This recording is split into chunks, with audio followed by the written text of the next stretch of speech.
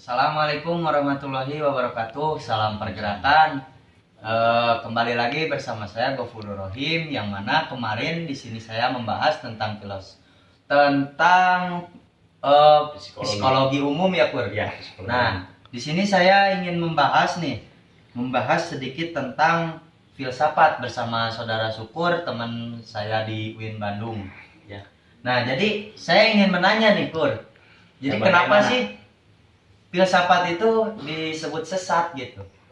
Nah, di sini yang kenapa banyak orang berpendapat bahwa filsafat itu sesat. Padahal filsafat itu tidak sesat. Malahan filsafat itu mereka berpikir untuk mencari sebuah kebenaran.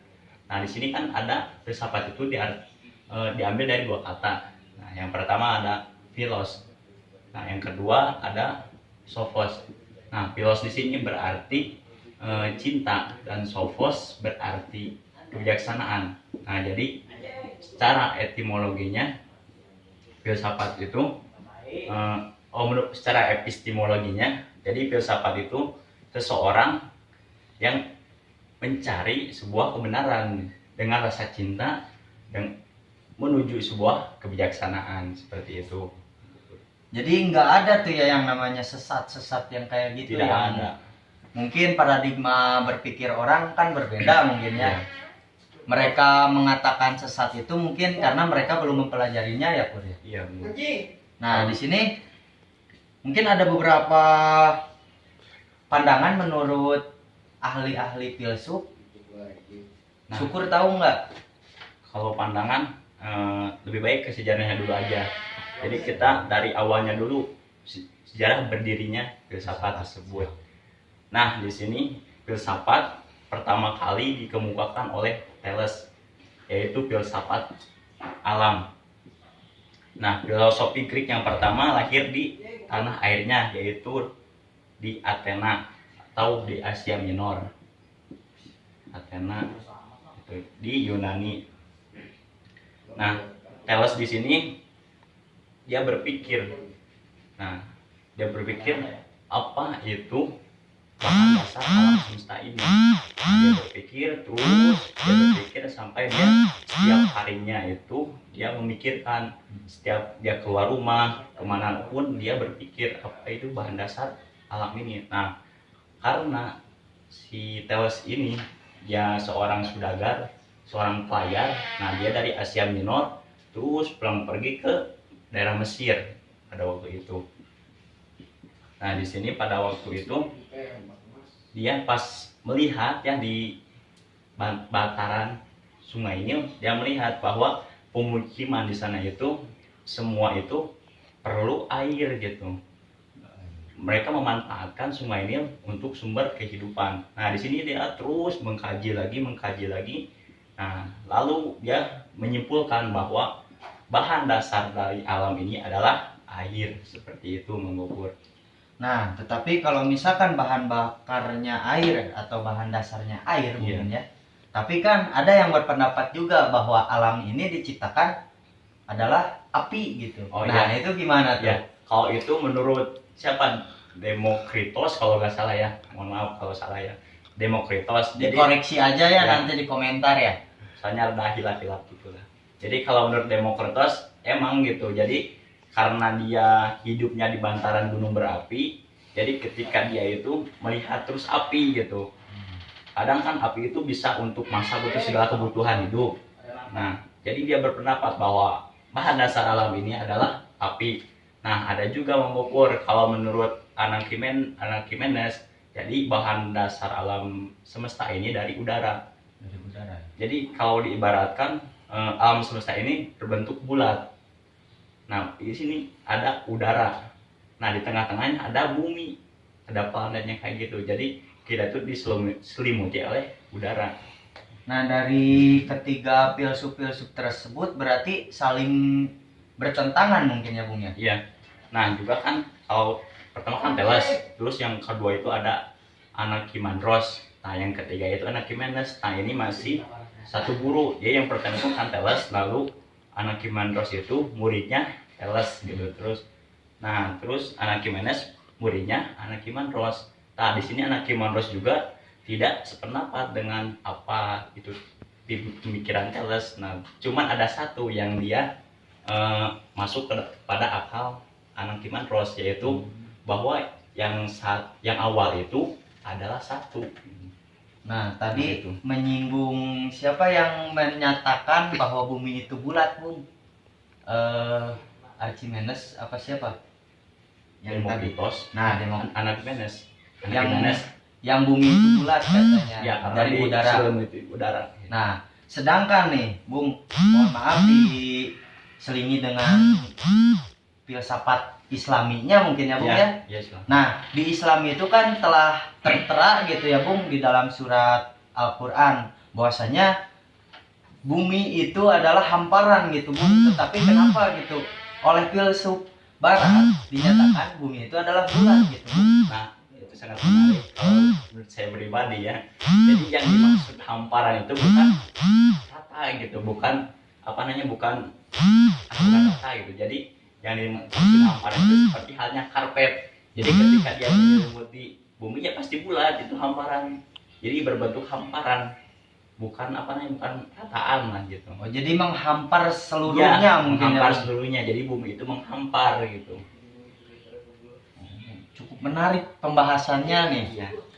Dari mulai sejarahnya filsafat itu artinya apa, dari sejarahnya lahirnya itu seperti apa gitu dibahas.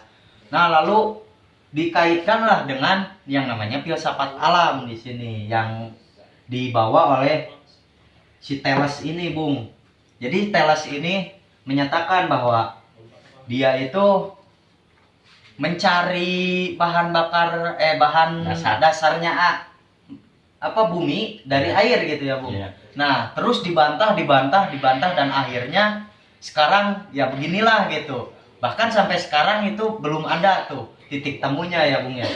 Nah, satu laginya dari Heraklitos. Nah, ini filosofi pada zaman kedua setelah filosofi alam, lalu filosofi Heraklitos. Nah, kalau menurut Heraklitos jadi bahwa bahan dasar bumi itu dari unsur terkecil gitu. Jadi atom. Nah, kalau zaman sekarang atom lah gitu. Itu menurut Heraklitos. Nah, di sini juga Manggopur. Jadi banyak fase-fase dalam filsafat itu. Yang pertama ada filsafat alam tadi yang Thales sampai Anaximenes.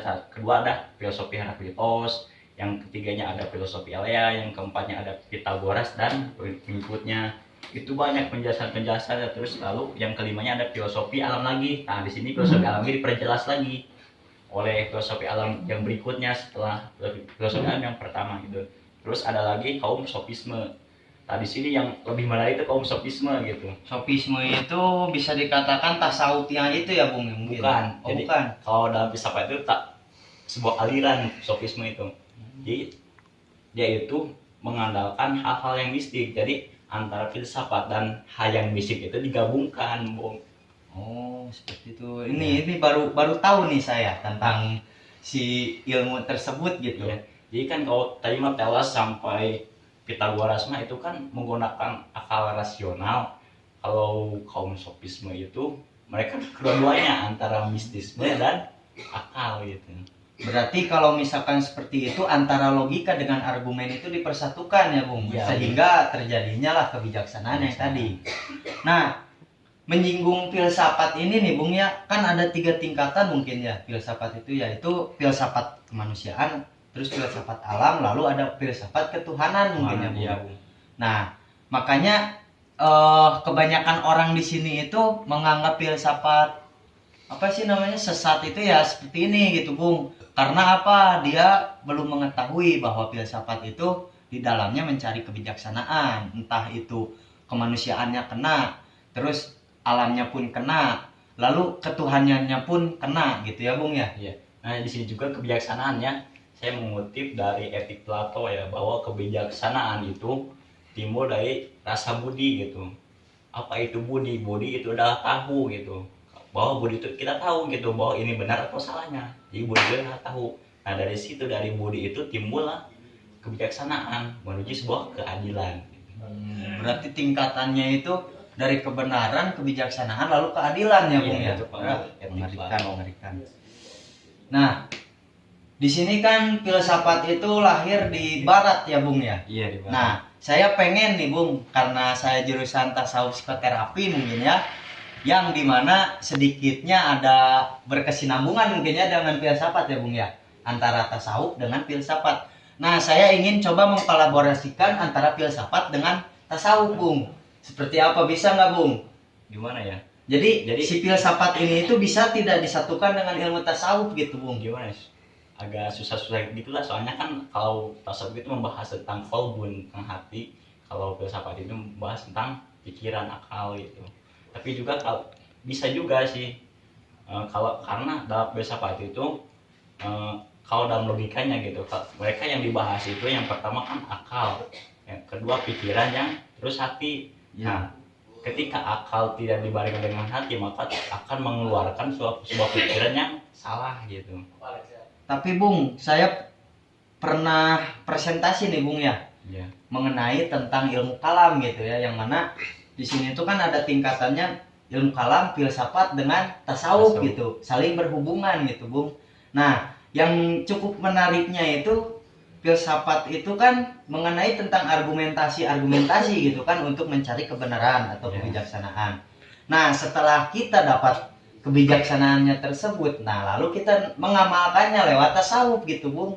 Nah, ini saya perlu diperdalam lagi nih Bung. Kalau menurut saya pribadi ya, tadi juga kan Budi, bahwa Budi itu menuju sebuah kebijaksanaan gitu. Berarti balik lagi ya, tadi kan Budi itu membahas tentang etika dan moral gitu. Jadi sama-sama saja gitu. Kalau dalam tasawuf itu kan akhlak.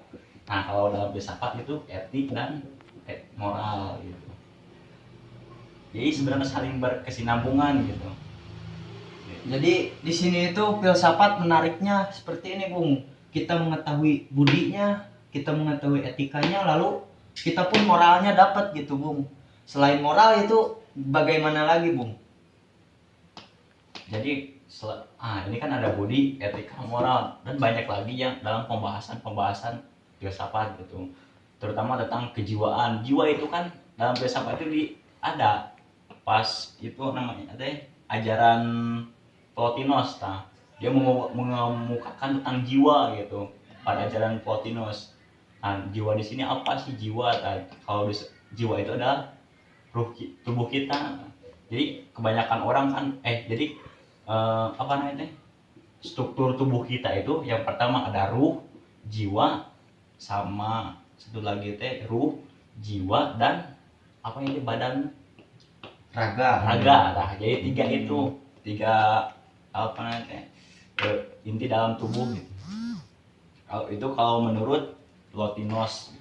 Tapi Bung, saya kan kemarin membahas tentang apa sih namanya, psikologi umum. Nah di situ kan disebut jiwa itu adalah apa gitu. Nah berarti secara tidak langsung itu psikologi adalah pecahan dari ilmu filsafat. Iya, ilmu filsafat. Jadi kalau yang saya pernah baca gitu, jadi bahwa psikologi itu pecah. Yang dulunya itu adalah ilmu filsafat dan ilmu fal.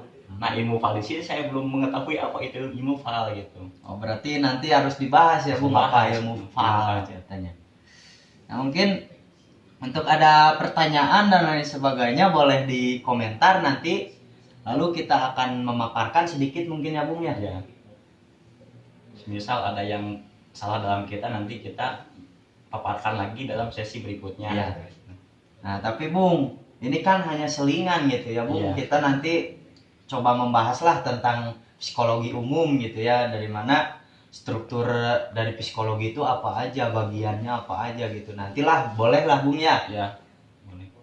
Teori-teorinya dalam psikologi apa kan banyak. Nah ini sahabat-sahabat, wah pokoknya Bung Syukur ini pemikirannya luar biasa. Pokoknya saya juga tertarik nih Bung untuk berdiskusi panjang. Tapi mungkin sekarang sudah tengah malam nih ya, saya bikin video. Saya akhiri mungkin ya Bung ya. Iya. Nanti kalau misalkan ada yang belum dimengerti boleh tulis di komentar, ataupun kalau kita ada salah-salah kata dan lain sebagainya mohon dimaafkan dan dikoreksi di akhir gitu. Nah, mungkin ada kata-kata manisnya gitu Bung untuk penghujung ya video ini gitu Bung. nanti aja nanti di sesi ketiga. Sesi ketiga, sesi 2 juga belum, Bung. Ini kan part 2. Ini kecacatan berpikir namanya. Kayak Biar lebih penasaran.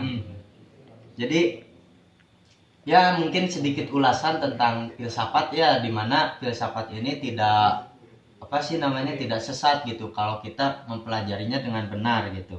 Untuk itu saya akhiri mungkin ya Bung ya sesi ini, dan jikalau ada pertanyaan tolong sekali lagi disimpan di komentar. Akhirul kalam, wallahul muwaffiq ila aqwamit thoriq. Wassalamualaikum warahmatullahi wabarakatuh. Salam pergerakan. Salam dulu. Salam.